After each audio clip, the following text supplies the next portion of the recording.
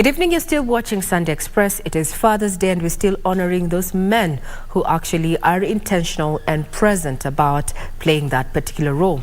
And talking about children and child protection is our conversation tonight in regard amid emerging emergencies. And to take us through this conversation is none other than Philip Nzenge, who's the Deputy Director, the Directorate of Child Services. Karibu sana, sir.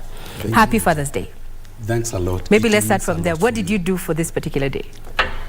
This is a day when I do reflection on being a father, what it really means, and I take a stock of how far I've done, where I've not done it well.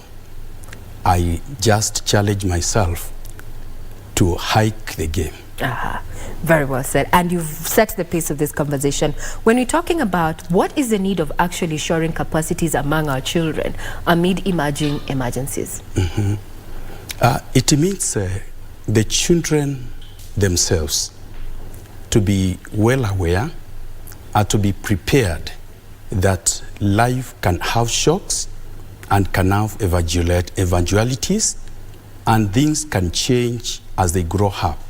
So there is a need for them to be prepared together with the guardians and the people who take care of them, including the government and other agencies, that they can support the children at all given times. Well, you know, whenever you talk about emergencies, we're talking about man-made calamities that include even acts of terror. We're also talking about natural calamities like drought and such, but we never are considerate of the fact on how this actually directly affects children and child protection. With this particular program, exactly what is being done to, you know, to increase capacity, especially I'm hearing sensitization? Yeah, thank you. What you're saying is very true. Over a long time, people have not focused on ensuring children are ready and they are well capacity built. They are sensitized that many things can happen. And I can say this is a time when the government has come out strongly and looked at what happens whenever the calamities strike. And as you know, we have different types of calamities. We have what we call natural, and we also have the man-made. And both of them, they have effects to the child. However, many times we have put a lot of input to issues like the humanitarian support, but we have not put a lot to the child protection. And this is the time now, the country, through the Directorate of Children Services, we have come up with operational guidelines for child protection during emergencies. Now that you've put it that way, we have this lag. It seems that the Directorate of Children's Services has, you know, identified the lag, or rather the missing link when it comes to matters of child protection and child rights. Often we interchange them, children's rights, child protection. Now let's look at one of the issues that we're dealing with right now, and I don't know if we call it it's man-made or such. We're looking at the situation where children are witnesses to gender-based violence within the family.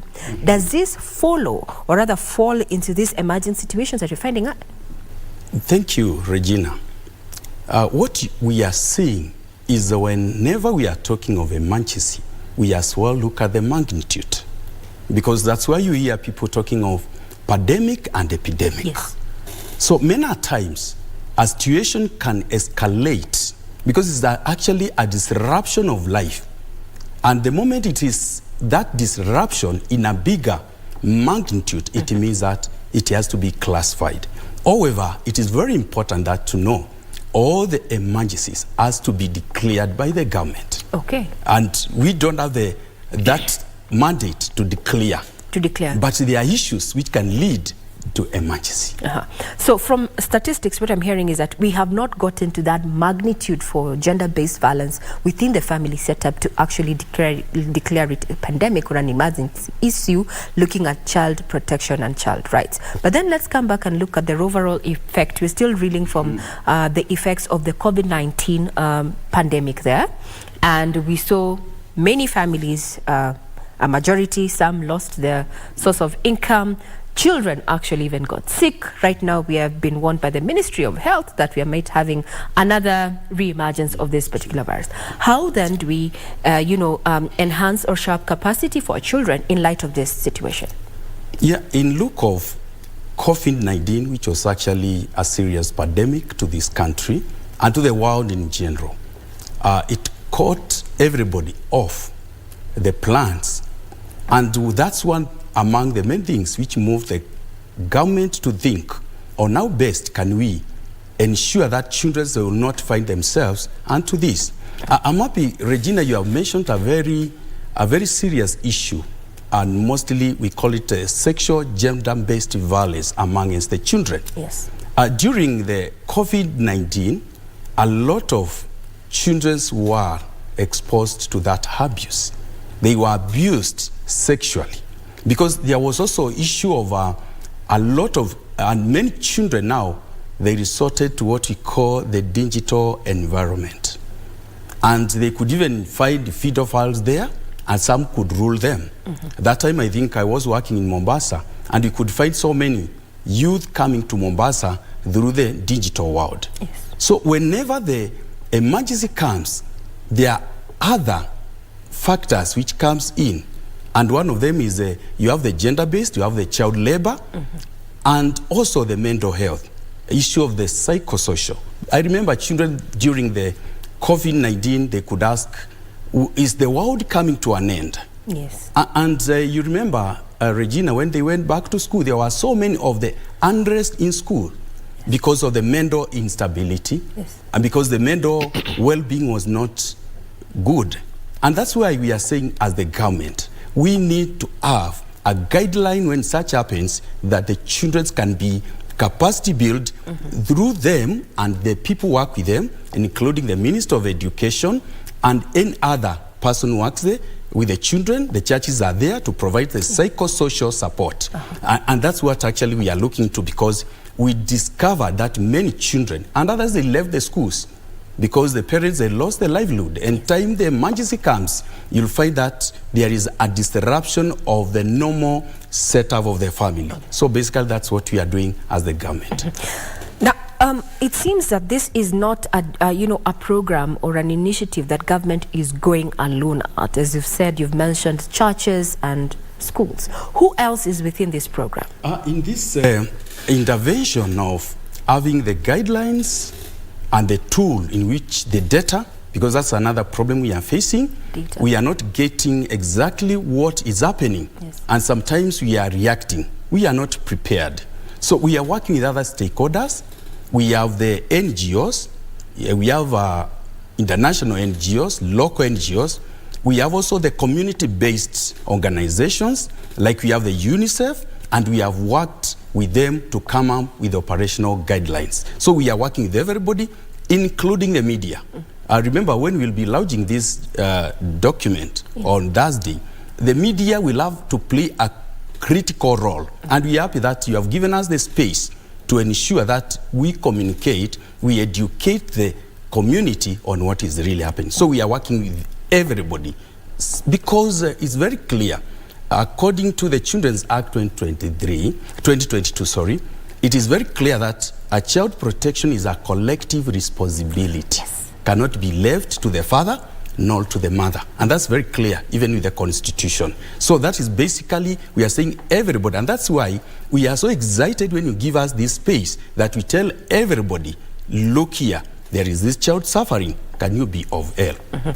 I think that takes us back to the fact that children, even in African tradition, is that children belong to the community, and you had the sole responsibility as an individual towards a child who doesn't even belong to you. But the way it is, urbanization, enculturation and such, it is quite, your child is your own, mine is my own, I'm dealing with my own problems. And that might actually be one of the hurdles to having this particular intervention work. How are you going to circumvent that? Yeah, Regina, what we have as the government, through the Directorate of Children's Services, we have what we call after care. That is care reforms, which one thing they are doing is we have to move out of an institution and children to belong to the community. If you allow me, I would like to actually to encourage the fathers who are listening to me as I say happy our day, that there are so many children who cannot say happy Father's Day because they don't have a father. And I am challenging every man that let's look at those children and let them be maintained and retained in the community by being supported. We have different ways. We have what we call fostering. We have the kinship. We have, if it's a Muslim, we have what we call kafar. So we have how it is done. And we have the tools to ensure that the child will not suffer when the child is in the community. We work together. And I like what you have brought forth, and also just checking some of our feedback that we're getting, you know, on our social media platforms. The ladies who are arguing that they've had to take up that role of being the father in the absence, you know, in the absence of, you know, the men that they sad the children with. In such a setup, now that you've brought up that now you've challenged men to actually pick up this mantle and become responsible. What of these women who are doubling up?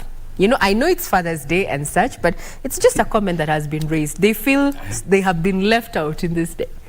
Actually, I agree with you. We cannot discuss men without women. That's done. So when you have a discussion of men, even to take the responsibility, we have also to ensure that the women are brought because they support. There is no family without a man and a woman. So basically, I challenge the community. Let's not think the idea of bringing children or looking at the children. You might not have brought them, but it's a responsibility for a man to ensure that the community is peaceful and you give the hand the much you can.